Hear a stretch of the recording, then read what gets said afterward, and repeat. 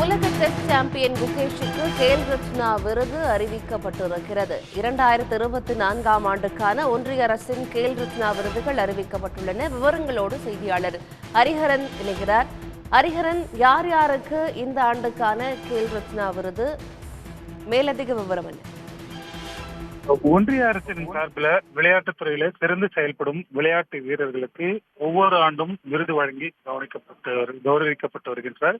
குறிப்பாக இந்திய ஹாக்கியின் ஜாம்பவானாக இருந்த மேஜர் தயான்சந்த் கேல் ரத்னா பெயரில் இந்த விருதுகள் வழங்கப்பட்டு வருகின்றது.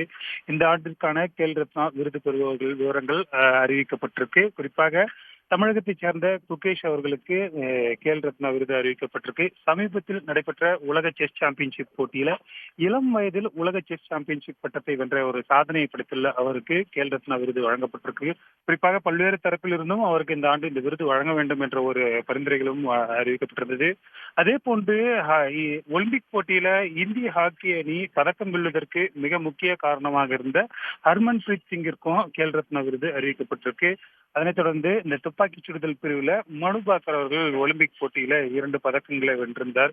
அவருக்கும் கேல் ரத்னா விருது வழங்கப்பட்டிருக்கு. பாரா அத்லெட்டிக் பிரிவை பொறுத்த வரைக்கும் பாரா ஒலிம்பிக்ல பதக்கம் வென்ற பிரவீன்குமாருக்கு கேல் ரத்னா விருதுகள் வழங்கப்பட்டிருக்கு.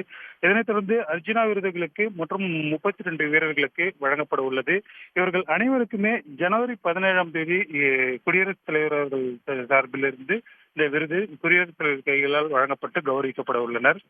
விளையாட்டுத் துறையில் ஒவ்வொரு ஆண்டும் சிறந்து விளையாடும் வீரர்களுக்கு இந்த விருது மிகப்பெரிய ஒரு அங்கீகாரமாக இருப்பதாக நம்ம பார்க்க முடிகிறது.